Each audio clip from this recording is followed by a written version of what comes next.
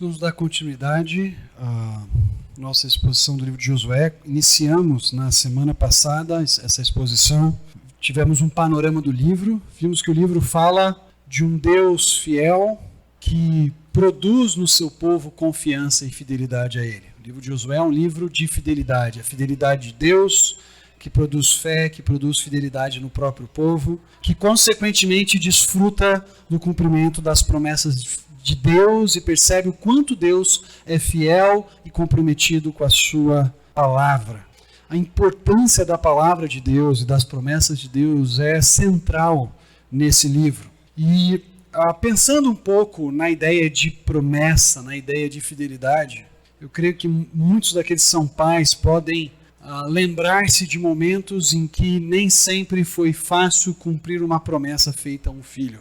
Nós somos seres contingentes que temos as nossas limitações e às vezes certos acontecimentos nos impedem inclusive de cumprir aquilo que prometemos. Porque cumprir aquilo que prometemos pode ser humanamente impossível. Esse ano foi um ano de várias surpresas para a nossa família, mas também um ano de vários desafios em que a gente aprendeu a depender de Deus, do Senhor, nos planos que Ele tem para nós. Foi um ano de entendermos que nem sempre os nossos planos são concretizados. Esse Deus, Ele usa todas as circunstâncias da nossa vida, agentes humanos, fenômenos da natureza, limitações do nosso corpo físico para cumprir o propósito dEle em nós. E um desses desafios que nós enfrentamos foi durante o mês de setembro. Nós tínhamos uma viagem programada com a família para Brasília. Eu iria lecionar algumas aulas numa igreja em Brasília. E íamos todos juntos. Nós vínhamos encorajando, motivando as nossas filhas, porque faríamos uma viagem juntos. Eu estaria ali ministrando, mas também passeando com a família e conhecendo um pouco mais da cidade. A igreja que nos convidou generosamente havia comprado as passagens para nós e teoricamente nos levaria para lá. Uma semana antes de viajar, eu tive a famosa crise de hérnia. Não a famosa porque já são duas, né? A segunda famosa crise de hérnia, que veio mais forte ainda do que a primeira. Conseguia ficar no máximo 10 minutos em pé e olhe lá. Eu lembro do domingo aqui, tá pregando gemendo de dor. Alguns até brincaram, falaram: pastor, mas como o senhor pregou rápido esse domingo, né? A dor me fez pregar um pouquinho mais rápido. E eu lembro que naquele domingo nós tivemos que tomar uma decisão, né? A família toda iria, ou eu não iria, ou iria só eu. E conversando com a Fabi, a gente entendeu que, embora eu estivesse com dor e, consequentemente, não poderia acompanhar as meninas, não poderia acompanhá-la nos passeios, e não poderia estar com elas, porque a dor já imporia certa limitação, ainda mais porque eu daria aula a noite toda, durante 3 horas. Nós entendemos que deveria ir somente eu e a família ficar. E na segunda nós tivemos que dar a notícia para a Catarina. Chegar para a Catarina e falar: filha, as coisas mudaram, a dor do papai não passou, e vai só o papai para Brasília, nós não vamos. A Fabi compartilhou isso com ela. E a reação da Catarina foi interessante, porque ela começou a chorar, dizendo que queria ir junto. Mas eu quero ir junto, papai, deixa eu ir com você, né? Mamãe e Bia ficam aqui, mas eu vou com você. E ela disse assim: mas você prometeu, papai, que nós também íamos. E aquela cena partiu meu coração. Eu fui para Brasília assim, com o coração bastante apertado, porque era um tempo em família que nós teríamos. Eu já tinha estado na Bahia longe da família e depois ficaria mais uma semana em Belém longe da minha família. E eu gostaria muito de ter toda a família ali comigo, a gente curtindo aquele momento. Mas eu, por ser um ser limitado e de conhecimento contingente, não tinha como prever que eu teria uma dor, uma crise de dor, que impediria toda a família de viajar juntamente comigo. Nós somos limitados. Nós somos seres que não são capazes de prever o amanhã, que não são capazes de saber o que vai acontecer daqui a 1 hora. De repente, algo imprevisível ocorre. Um rapaz de 37 anos, o meu primo, mal imaginava naquela manhã, quando ele saiu para o trabalho, que por volta do horário do almoço ele teria um infarto fulminante. e deixaria sua esposa e os 2 filhos sem o pai, sem o marido. Mas o livro de Josué também nos lembra que há um contraste significativo entre Deus e nós. Nós somos limitados. Nós, por mais que queiramos cumprir todas as nossas promessas, não vamos conseguir, ainda que lutemos para sermos pessoas fiéis, pessoas de palavra, pessoas que cumprem aquilo que dizem. O nosso Deus, Ele tem o conhecimento de todas as coisas. O nosso Deus é um ser absoluto que não apenas faz promessas e deseja honrá-las, mas é um Deus que é capaz de honrar cada uma das suas promessas, porque nenhuma pessoa, nenhum fenômeno da natureza, nenhuma limitação física é capaz de contê-lo. O livro de Josué abre a cena, abre o cenário para nós, num diálogo entre Deus e Josué. E esse diálogo está repleto de promessas de Deus. E são essas promessas que vão fazer o povo ir adiante. São essas promessas que serão a garantia de que mudou o líder, mas o Deus continua o mesmo. São essas promessas de que o povo vai atravessar o Jordão, de que o povo vai dominar um território além do Jordão, de que o povo vai finalmente herdar as promessas ou a terra que Deus havia garantido aos patriarcas e estava dando agora para os seus descendentes. O livro de Josué, então, é um livro em que começa com uma cena que nos mostra que as promessas e a presença de Deus são a base da nossa esperança. As promessas e a presença de Deus são a base da nossa esperança. As minhas promessas podem frustrar uma filha, mas as promessas de Deus jamais nos frustrarão, porque Ele é fiel para cumprir e poderoso para cumprir tudo que Ele promete. Vamos ler então Josué capítulo 1, versículos de 1 a 5. Josué capítulo 1, versículos de 1 a 5. Depois da morte de Moisés, servo do Senhor, disse o Senhor a Josué, filho de Num: meu servo Moisés está morto. Agora, pois, você e todo este povo, preparem-se para atravessar o rio Jordão e entrar na terra que eu estou para dar aos israelitas.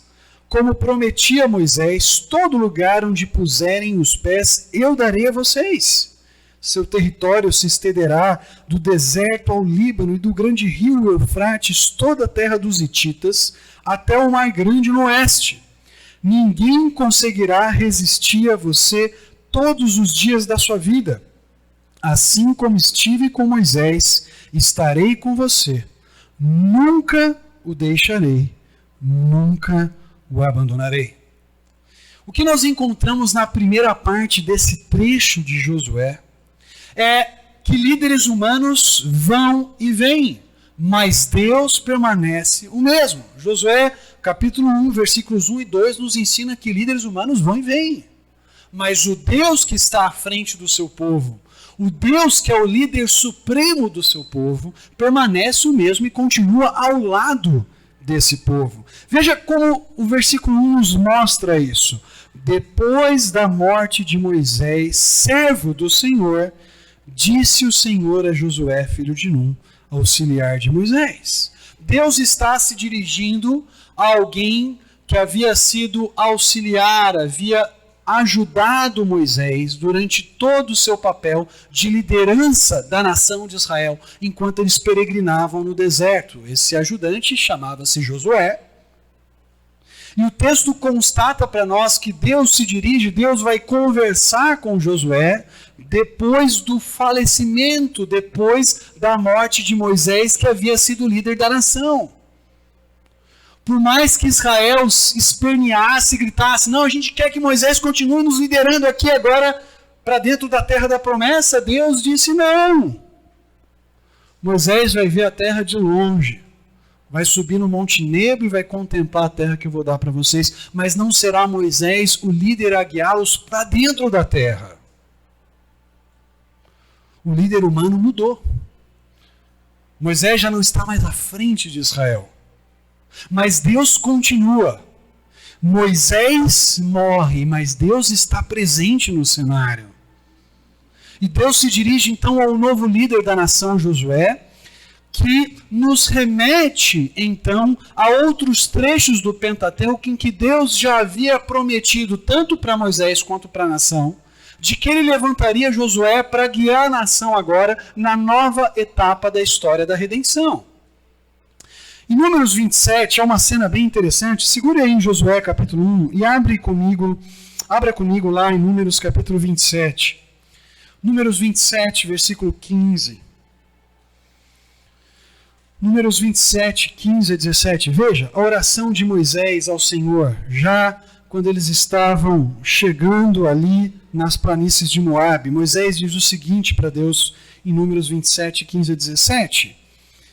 Moisés disse ao Senhor, que o Senhor, o Deus que a todos dá vida, designe um homem como líder desta comunidade, para conduzi-los em suas batalhas e para que a comunidade do Senhor não seja como ovelha sem pastor. Moisés, sabendo que ele está prestes a se unir aos seus pais, a falecer, a não continuar mais em vida e não mais liderar a nação, pede a Deus que dê um líder para essa nação.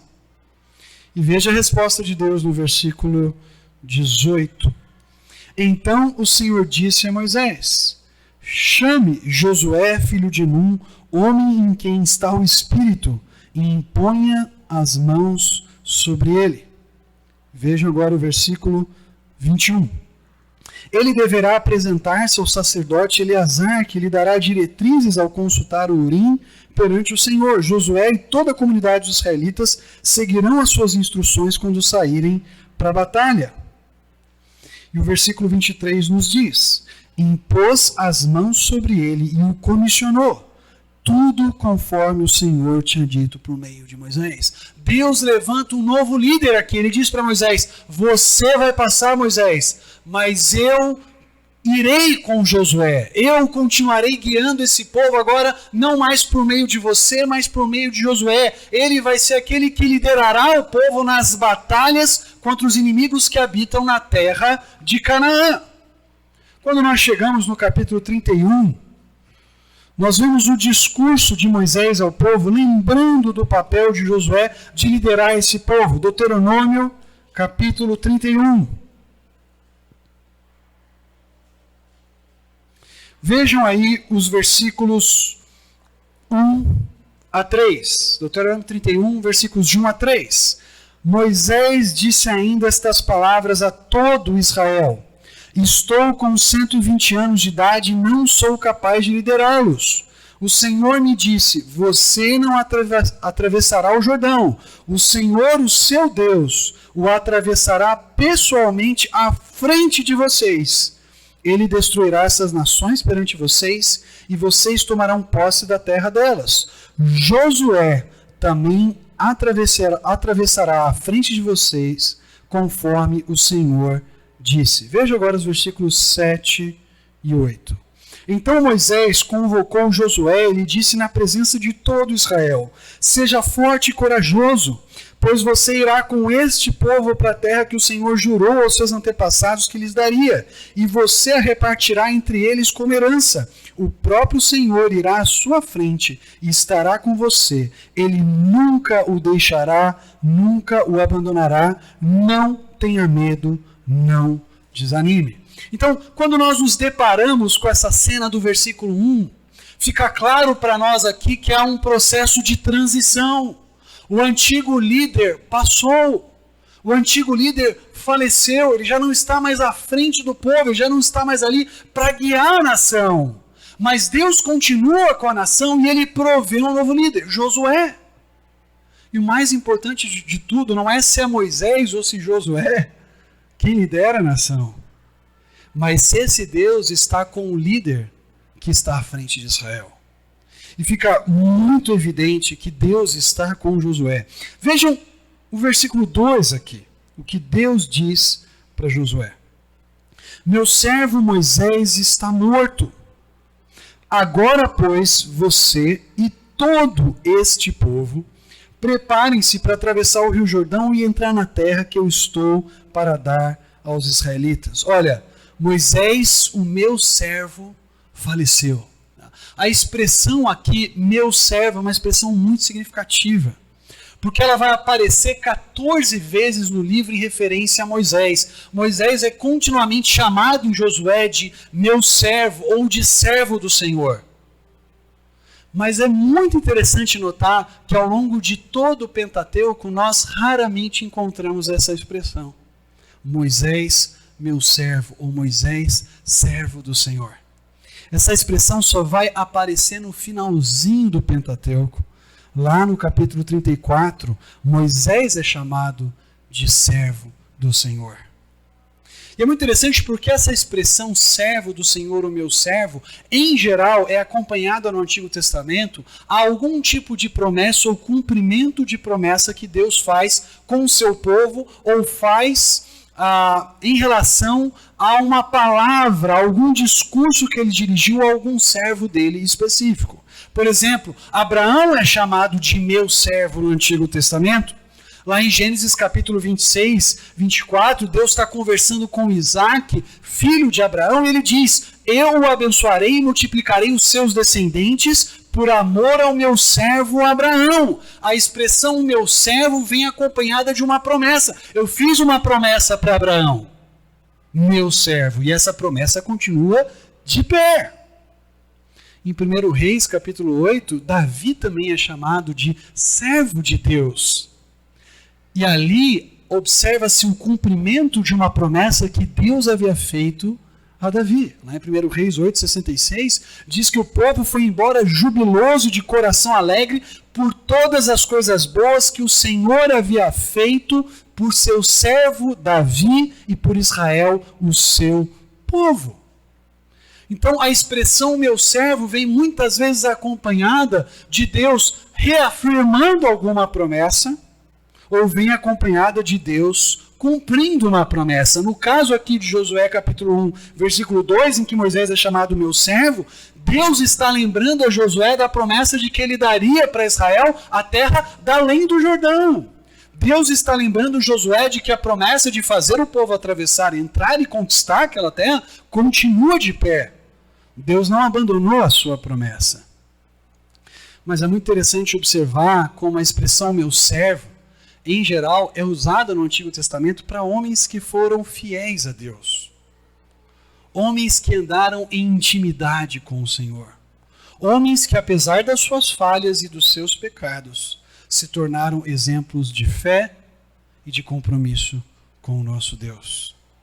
Moisés é lembrado nesse texto aqui como um homem que liderou o povo de Deus, que guiou a nação até ali e tem o privilégio de ser chamado meu servo. O que nos surpreende ao longo do livro de Josué é que, assim como Moisés é chamado de meu servo já no capítulo da sua morte, lá em Deuteronômio 34, e aqui ao longo de todo o livro de Josué, em que ele já está morto, Josué também é chamado de meu servo, depois que ele cumpre o seu papel de guiar o povo para dentro da terra da promessa. Em Josué 24, 29, o texto diz, passado algum tempo, Josué, filho de Num, servo do Senhor, morreu. Logo depois dele fazer aquele pacto com o povo, ou renovar o pacto com o povo, e lembrar de todas as boas promessas que Deus havia cumprido com Israel. Deus é um Deus que levanta homens, que levanta uma liderança, e que honra homens como Moisés, como Josué, porque andaram com ele, porque se submeteram a ele, porque confiaram nesse Deus. O versículo 2 nos lembra que é uma ordem a ser cumprida. Agora, pois, você e todo este povo preparem-se para atravessar o Rio Jordão e entrar na terra que eu estou para dar para vocês. Esse agora, pois, nos lembra que Josué tem algo a fazer. Moisés se foi, mas a tarefa ainda está de pé. Moisés se foi, mas o povo ainda tem de atravessar o Jordão e tomar posse da terra que Deus havia prometido desde Abraão, Isaque e Jacó, que ele renovou com Moisés e que agora ele daria para Israel. Chama a atenção a expressão que aparece aqui no versículo 2, em que Deus diz, você e todo este povo. Não era papel de Josué apenas atravessar o Jordão. E o povo fica lá assistindo, vai lá Josué, atravessa isso, vai lá. Nada mais forte, vamos lá, estamos torcendo por você. Não, é você e todo este povo. A tarefa não pertencia apenas àquele líder. Pertencia àquela nação. Esse líder deveria conduzir a nação a cumprir a tarefa que Deus havia confiado a todo o povo. E a tarefa começava por atravessar o Jordão. O Jordão não era um lugar fácil de ser ultrapassado, de ser superado. O Rio Jordão, em alguns dos seus trechos, no seu leito mais profundo, chegava a ter 30 metros de profundidade. Para você atravessar aquilo com crianças pequenas, com idosos, não seria nada fácil. Mas esse texto também, de certa forma, já prenuncia para nós algo que nós veremos no capítulo 3. No capítulo 3, nós vemos o povo atravessando o Jordão. A Arca da Aliança, como nós lembramos na semana passada, com os sacerdotes pisando o Jordão, a água sendo represada e todo o povo passando em terra seca. O versículo 2 é um prenúncio para nós daquilo que Deus fará no capítulo 3. Esse Deus que ordena o povo a atravessar o Jordão é o Deus que também dá poder e dá condições para que esse povo atravesse. Ele não simplesmente diz, olha, você e todo esse povo vão atravessar o Jordão. Josué, mas como, Senhor? Ah, não, se vira, dá um jeito aí. Não sei, vocês têm que chegar do outro lado, tá bom? Essa é a tarefa de vocês. Não, esse Deus vai à frente do povo, seca o leito profundo do rio e permite que o povo atravesse. Deus vai dar essa terra, uma terra que nos lembra, foi prometida para os patriarcas. E aqui há algo muito interessante, porque o verbo dar, como nós mencionamos também na semana passada, funciona como promessa e cumprimento. Esse mesmo verbo que aparece no capítulo 1 vai aparecer no capítulo 4. E enquanto no capítulo 1 aqui é uma expectativa futura, Deus está prestes a dar. O verbo hebraico aqui é usado com a ideia de iminência. Logo, logo vocês vão atravessar o Jordão e logo, logo vocês vão conquistar essa terra.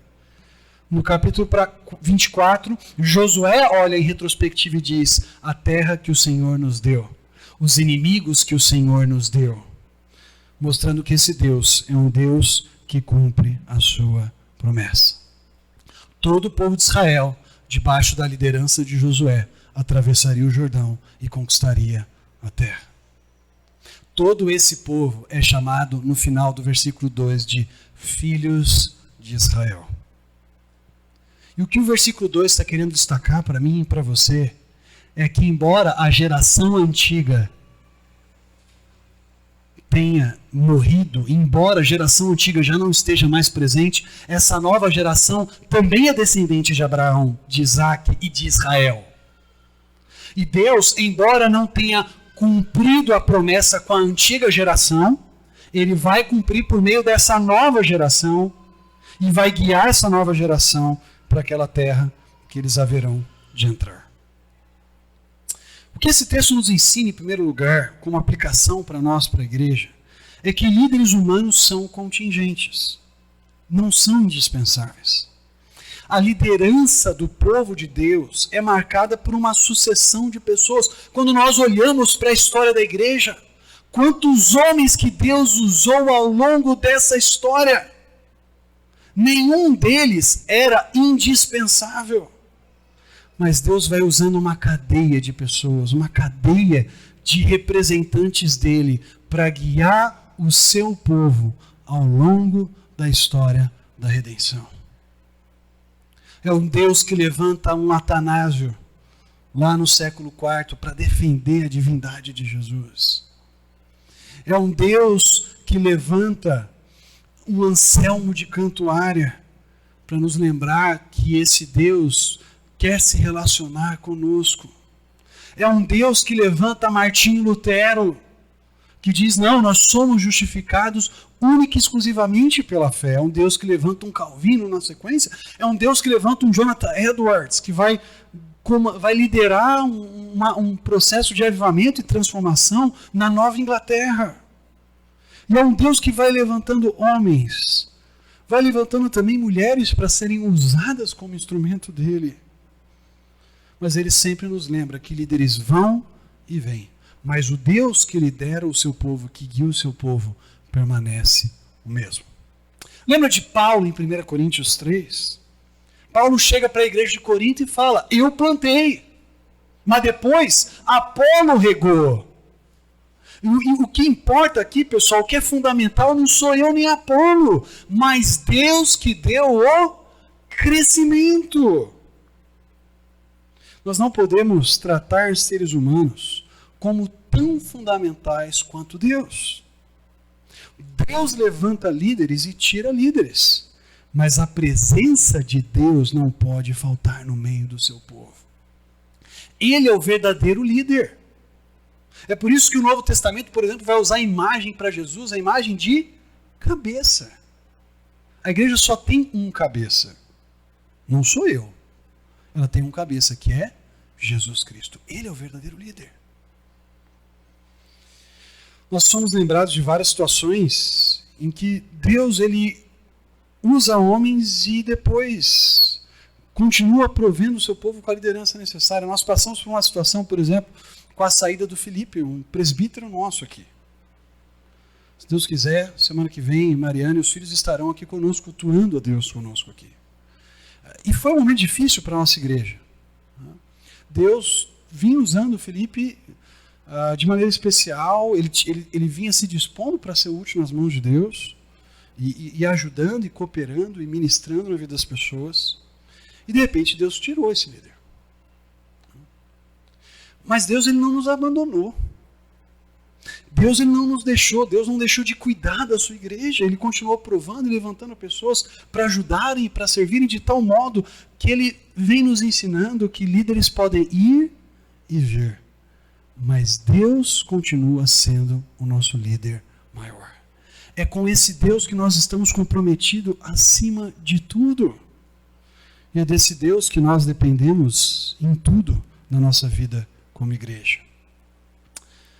O termo servo aqui é usado em referência a homens que serviram a Deus com fidelidade e com quem ele desenvolveu um relacionamento especial. Esse trecho também nos lembra que nós devemos honrar devidamente pessoas que servem, que se colocam nas mãos de Deus para servi-lo e para liderar o seu povo. Percebe que, embora Moisés já não esteja com a nação de Israel, ele continua sendo honrado, lembrado e respeitado como alguém que Deus usou.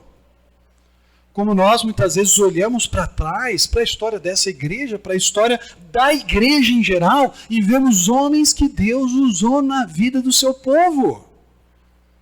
E que nós podemos dizer, aquela pessoa foi um servo de Deus, aquela pessoa foi uma serva de Deus, e Deus usou no processo de crescimento e desenvolvimento do seu povo, e nós louvamos a Deus pela vida dessa pessoa. Mas sabemos que Deus continua conosco, que Deus continua a nos guiar. Um outro ponto muito importante para a aplicação aqui é essa expressão, todo este povo. A unidade do povo de Deus continua sendo a chave para o sucesso da sua missão. Deus não queria que uma parte de Israel apenas atravessasse o Jordão. Deus queria que todo o povo atravessasse. Há uma cena um pouco mais à frente que nós leremos no capítulo 1, que é uma cena que nos apresenta os soldados, os guerreiros da tribo de Ruben, de Gade e da meia tribo de Manassés, pessoas que já tinham o seu território, a sua herança conquistada, naquela parte oriental do Jordão, e que não tinham mais terra para conquistar para si. E Josué diz, olha, vocês já têm a sua terra, mas vocês também devem ir conosco, vocês também devem lutar, e quando a terra estiver descansada e a gente tiver terminado as batalhas, aí vocês vão voltar para o seu território. Todo o povo deveria estar engajado, lutando por aquilo que Deus havia prometido à nação. É interessante observar que essa ideia de unidade e de todo o povo junto trabalhando em comum para aquilo que Deus tem para Israel ou para aquilo que Deus tem hoje para a sua igreja é reafirmado diversas vezes no Novo Testamento. A tarefa do povo de Deus não é responsabilidade apenas dos líderes, não era responsabilidade apenas de Josué, mas de todos. Não há espaço para espectadores entre nós, nem para um discipulado que impõe limites. Até aqui eu vou, depois aqui eu não vou mais. Não, Deus nos chama a nos doar a serviço dele. Deus quer servos diligentes. Deus quer servos dedicados que entendem, tem uma terra para ser conquistada. Tem tarefas a serem cumpridas. A igreja continua marchando. E ela continua atacando as portas do inferno. A igreja está numa posição de ataque. Não é a porta que vem até os guerreiros, são os guerreiros que vão até a porta. E a gente não terminou a tarefa, queridos. E a tarefa não vai terminar até Jesus voltar. É possível que muitos de nós aqui passem nesse processo. E que uma nova geração se levante, mas a tarefa continua. Em João 17, Jesus ora pela unidade da igreja. Ele diz: Pai, que todos sejam um, como tu estás em mim e eu em ti. Que eles estejam também em nós, para que o mundo creia que tu me enviaste. Como é que a igreja cumpre a sua tarefa de mostrar ao mundo que o Pai enviou Jesus? Sendo uma só igreja, tendo unidade, estando em acordo, caminhando junto. E essa unidade funcionando bem, o mundo olha para essa unidade, olha para esse amor, olha para esse povo caminhando no mesmo passo e diz: tem algo especial aí. Esse Jesus de quem eles falam, de fato, é capaz de não apenas redimir indivíduos, mas redimir um povo e tornar esse monte de indivíduos em um só grupo, unido, coeso, servindo o mesmo Senhor. Líderes vão e vêm, mas a presença de Deus permanece. Versículos 3 a 5 vão nos mostrar que as promessas de Deus são a base da nossa esperança. Vejam aí os versículos 3 a 5 novamente. Como prometi a Moisés, todo lugar onde puserem os pés, eu darei a vocês. Seu território se estenderá do deserto ao Líbano e do grande rio Eufrates, toda a terra dos hititas até o grande mar no oeste. Ninguém conseguirá resistir a você todos os dias da sua vida, assim como estive com Moisés. Estarei com você, nunca o deixarei, nunca o abandonarei. Deus está dizendo para Josué, está reafirmando aquilo que ele já disse no versículo 2, está acrescentando mais informações aqui. Perceba o link de novo com Moisés no versículo 3. Como prometi a Moisés. Deus havia não apenas prometido aos patriarcas, mas havia dito um pouquinho antes de Josué ser levantado como líder, que Deus daria aquela terra para o povo. Volte comigo uma página, em Deuteronômio 34, versículo 4. Deuteronômio 34, versículo 4. E o Senhor lhe disse: esta é a terra que prometi sob juramento a Abraão, a Isaque e a Jacó, quando lhes disse: eu a darei a seus descendentes. Permiti que você a visse com seus próprios olhos, mas você não atravessará o rio e não entrará nela. Se nós voltamos um pouquinho no livro do Deuteronômio, no capítulo 11, veja uma expressão aí do pôr o pé, que está presente em Josué, também está presente em Deuteronômio 11, 24 e 25. Vejam aí, Deuteronômio 11, 24 e 25. Olha o discurso de Moisés. Todo lugar onde vocês puserem os pés será de vocês. O seu território se estenderá do deserto do Líbano e do rio Eufrates ao mar ocidental. Ninguém conseguirá resisti-los. O Senhor, o seu Deus, conforme lhes prometeu, trará pavor e medo de vocês a todos os povos daquela terra, aonde quer que vocês forem. Deus está enfatizando aqui a sua promessa. Eu prometi a Moisés. eu já havia dito a Moisés que onde vocês pisassem, eu daria essa terra a vocês. Havia aqui uma espécie de expressão idiomática. Né? A ideia, por exemplo, do indivíduo que ia vender um terreno, muitas vezes, ele transmitia esse novo terreno para o comprador por meio, por exemplo, do seu calçado, né? Que ele usava para pisar naquele terreno. E Deus usa uma expressão comum daquela época para dizer aquilo que eu prometi a Moisés. E mais do que isso, no versículo 4, aquilo que eu prometi aos patriarcas, eu sou capaz de dar e de usar vocês como instrumento para que essa promessa se concretize.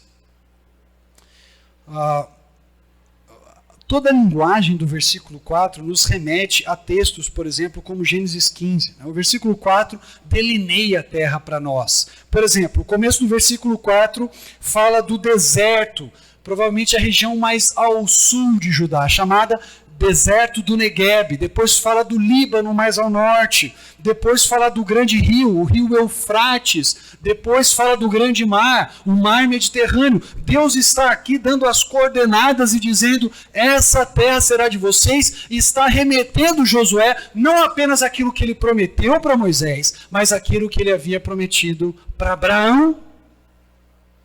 Em Gênesis capítulo 15, Deus usa essa mesma linguagem, Gênesis 15, a partir do versículo 18, para dizer que Deus daria a terra de Canaã para os descendentes de Abraão. E Deus está lembrando, essa promessa continua de pé? Vocês vão ser um instrumento, vocês vão ter o privilégio de conquistar a terra que eu já lhes garanti. O próprio uso do verbo dar aqui chama a nossa atenção, porque ele é usado já no versículo 3, no seu tempo perfeito. Em geral, o perfeito do hebraico indica passado. A ideia básica é que Deus está dizendo para Josué, eu já decretei. Eu, como grande rei, como grande imperador de toda a terra, já determinei que essa terra é de vocês. No mundo antigo existiam, aliás, as alianças de concessão real, em que o grande imperador, que se agradava de algum dos seus reis menores, que eram os seus vassalos, os seus súditos, dava a esse rei menor um pedaço de terra. E dizia nesses decretos e nessas alianças de concessão real que aquela terra que pertencia ao outro rei deveria ser dada a esse rei aqui. E que jamais essa terra poderia ser tirada desse rei e dos seus descendentes. Deus está usando uma linguagem real como grande imperador e dizendo, já está decretado, essa terra pertence a vocês. Vocês só têm de entrar nela e cumprir a tarefa que eu lhes confiei. Essa terra não cairia do céu para eles. Eles teriam de fazer algo, mas eles tinham a certeza de que a missão seria bem sucedida. Israel não estava entrando para uma missão possível, no sentido de que ela poderia ocorrer ou não, de que eles poderiam cumprir aquela missão ou não. Israel estava indo para uma missão garantida, uma missão certa. Eles conquistariam a terra se tão somente confiassem no Senhor e cumprissem aquilo que Ele lhes ordenava. Veja, Deus promete estar com esse povo. Ele relembra as promessas que fez a Moisés e aos patriarcas, nos versículos 3 e 4, mas Deus também lembra a Josué que ele estaria ao lado dele. No versículo 5 ele diz, ninguém conseguirá resistir a você todos os dias da sua vida. Assim como estive com Moisés, estarei com você. Essa expressão aqui, que ele usa para garantir a sua presença com Josué, nos remete ao chamado de Moisés. O livro de Josué constantemente nos apresenta o líder novo como um novo Moisés, que está à frente de Israel. Quando Moisés titubeia lá em Êxodo capítulo 3, Senhor, mas quem sou eu para me apresentar diante do faraó e tirar os israelitas do Egito? Não, escolhe outro, eu não sou ninguém, eu não sou capaz. E Deus responde para Moisés, eu estarei com você. Exatamente as expressões que ele usa aqui para Josué. Eu estarei com você. Deus está dizendo, você está lembrado do que eu fiz por meio de Moisés? Está lembrado das pragas? Está lembrado da abertura do mar de juncos, ou do mar vermelho? Está lembrado de como eu guiei o povo por meio de uma coluna de nuvem durante o dia de fogo, durante a noite? Está lembrado que eu supri a água, supri o maná? Então, assim como eu estive com Moisés, eu estarei com você. Deus garante a sua presença com Josué. E é a presença de Deus que serve de base para que Josué seja, conforme diz o versículo 6, forte e corajoso. Semana que vem nós vamos falar sobre os versículos 6 a 9, mas nós precisamos lembrar que a nossa força não está em nós. Essa força é, antes de tudo, fundamentada na presença de Deus que nos acompanha. Na presença de Deus que vai adiante de nós. Nesse Deus que diz para Josué, eu nunca o deixarei, nunca o abandonarei. Esses verbos aparecem de novo no livro. O primeiro verbo é usado, por exemplo, para quando um povo que tinha se aliado a Israel, os gibeonitas, estavam sendo atacados por reis que vieram lá do sul de Canaã. Eles mandam uma mensagem para Josué e diz, olha, não nos deixe, venha nos ajudar. Deus, como suzerano, como grande rei, diz, eu não vou deixar vocês. Quando vocês forem para a batalha contra os inimigos, eu estarei ali e vou garantir a vitória. O outro verbo, o segundo verbo, é usado, por exemplo, para falar de um povo, do povo de Ai, dos soldados de Ai, que abandonam a sua cidade para perseguir os israelitas e de repente eles se veem numa cilada. E Deus está dizendo para Josué e para a nação de Israel, eu não vou deixar vocês, eu não vou abandoná-los. E a certeza das promessas de Deus, nos versículos 3 e 4, e da presença de Deus, deveria ser a base da esperança desse povo, de que eles conquistariam a terra da promessa. A presença de Deus forma a base de todas as missões bem-sucedidas. Desde o início da história de Israel na entrada à terra da promessa, até nós, hoje, Deus continua dizendo que se Ele não estiver presente, tudo será vazio, tudo será vão. Mas a certeza de que Ele está conosco enquanto nós o obedecemos e cumprimos aquilo que Ele requer de nós, é a garantia de que a nossa missão será bem sucedida. Hoje em dia é muito comum pastores criarem técnicas e formas de liderança que muitas vezes você não encontra nas Escrituras.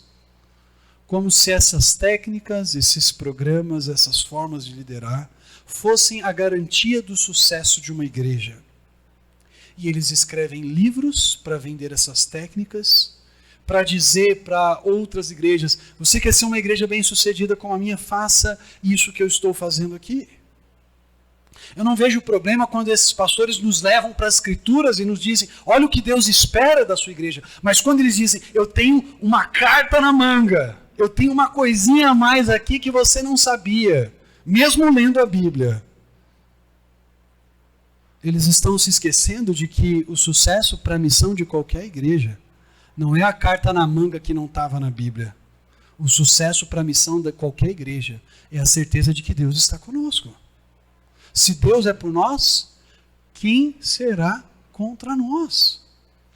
Quando Jesus nos dá a grande comissão, o que motiva os discípulos a cumprirem a grande comissão, como nós lembramos já na semana passada, é a promessa final. Eis que estou convosco todos os dias até a consumação dos séculos. Se nós queremos cumprir bem a nossa missão, nós precisamos lembrar que Deus está conosco. E se Deus está conosco, isso tem uma implicação para a maneira como nós vivemos, para a maneira como nós cultuamos, para a maneira como nós servimos, para a maneira como nós nos relacionamos nos nossos lares, para a maneira como nós tratamos os outros no nosso serviço, para a maneira como nós nos portamos quando estamos, sei lá, no transporte público, na rua. Se Deus está conosco, isso muda toda a forma de nós vivermos. Mas se Deus está conosco, a missão vai ser bem sucedida. E a missão bem sucedida é aquilo que Deus define como sucesso, e não aquilo que os homens definem como sucesso. Essa promessa final do versículo 5, nunca o deixarei, nunca o abandonarei, ela vai aparecer novamente lá no livro de Hebreus. O autor de Hebreus, no capítulo 13, vai citar essa promessa de Josué e vai dizer para aqueles irmãos de Hebreus: meus irmãos, vamos nos manter livres do amor ao dinheiro. Porque Deus nos prometeu, nunca o deixarei, nunca o abandonarei. O que o autor de Hebreus está querendo ensinar para aqueles irmãos é que nós temos a certeza da provisão de Deus nas nossas vidas, quando nós confiamos nele. Nós não precisamos nos apegar ao dinheiro, como se aquilo fosse a nossa esperança. Nós podemos confiar no Senhor, inclusive podemos ser até generosos, porque nós sabemos que Deus supre e Deus cuida. Nós não precisamos nos tornar workaholics, achando que o sustento nosso depende da nossa força e do nosso trabalho, porque nós lembramos que, mesmo quando o trabalho faltar, Deus vai sustentar. Deus supre, Deus cuida. E o que Josué está querendo ensinar a mim e a você nessa noite é: não coloque a sua esperança em coisas que são vazias, que são fúteis. Coloque a sua esperança nas promessas e na presença de Deus. Eu queria terminar lendo com vocês alguns versículos de Romanos capítulo 8, que nos falam dessas promessas de Deus, que nos fazem seguir adiante. Romanos capítulo 8, versículos 31 e 32. Primeiro, Romanos 8, 31 e 32. Paulo pergunta: que diremos, pois, diante dessas coisas? Se Deus é por nós, quem será contra nós? Aquele que não poupou o seu próprio filho, mas o entregou por todos nós, não nos dará juntamente com ele de graça todas as coisas? Versículo 35. Quem nos separará do amor de Cristo? Será tribulação, angústia, perseguição, fome, nudez, perigo ou espada? E a resposta do versículo 38.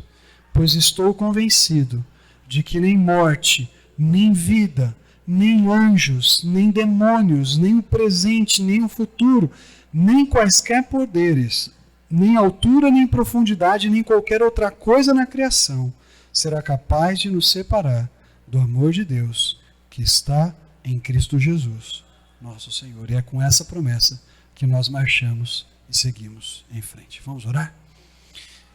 Pai querido, nós te louvamos porque o Senhor é um Deus que faz promessas e é capaz de cumpri-las. É um Deus que tem todo o poder para cumprir as suas promessas e é fiel para realizar aquilo que dizes. Por favor, Pai, mantenha o nosso coração dependente de Ti. Pai, que a nossa confiança maior esteja no Senhor. O Senhor é o nosso grande líder. Líderes humanos vão e vêm, mas o Senhor permanece à frente do seu povo. Querido Deus, nos faz lembrar das promessas do Novo Testamento, as certezas que o Senhor nos dá ali, Pai, e às quais nós podemos nos apegar, as certezas que nos dão esperança e a lembrança de que o Senhor está presente conosco para cumprir tudo aquilo que prometes. Suprir as nossas necessidades, nos capacitar para a nossa missão de testemunhar ao mundo das boas novas, nos capacitar para vivermos a unidade que o Senhor espera de nós. O Senhor está conosco e é isso que importa.